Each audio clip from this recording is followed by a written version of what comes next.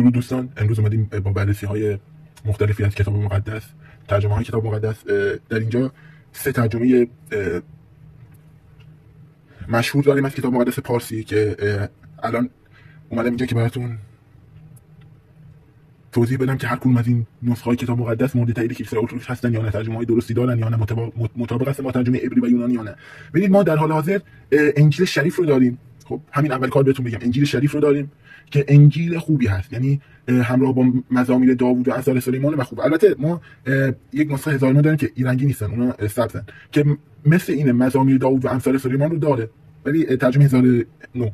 ببینید این ترجمه مورد تایید کلیسای ارتدوکس شرقی نیست. تحت شرط این ترجمه تحت نظر کلیساهای پروتستان هست و مورد تایید کلیسای ارتدوکس شرقی نیست.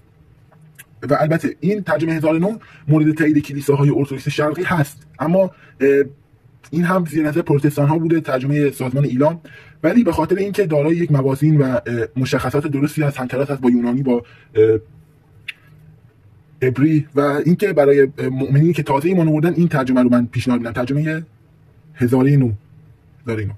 یک ترجمه دیگه هم هست که این ترجمه رو خودم به شخصه به هیچ کس پیشنهاد نمی‌کنم، ولی خب اگر هم داشتید خوبه، ایرادی نمی‌بینم در اینکه این رو استفاده نکنید. کتاب مقدس خوبیه، جالب، زیپی، عالیه. فقط یک چیز، اول از همه پوستش بسیار ضخیم، بسیار ها. یعنی این کتاب مقدس رو نکنید نمیشه اصلا بازش کرد، ولی به مرور زمان خود به خود جا باز میکنه، یعنی باز میشه.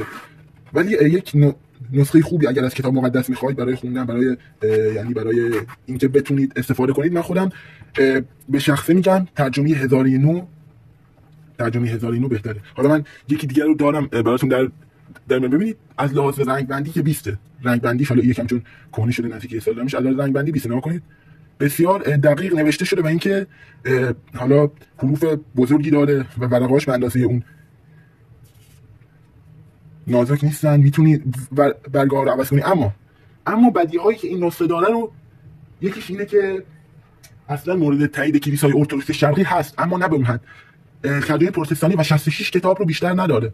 ولی من خودم به شخص انجیل شریف رو دوست دارم، یک کتاب مقدسی هست و البته در برخی از سازمان ها هم یافت نمیشه این ترجمه شریف. باید برید از سایت های معتبر یا خریداری کنید یا مثلا رایگان به شما هدیه میدن، ولی این انجیل 1009 دیگه در همه جا یافت میشه، چون که یک نسخه بسیار زیبا و عمیقی هست، درک عمیق رو از کتاب مقدس به شما میده. من خودم واقعیتش رو بگم، کتاب مقدس 1009 رو بیشتر به این دو نسخه ترجیح میدم، بیشتر ترجیح هم بر 1009 هست.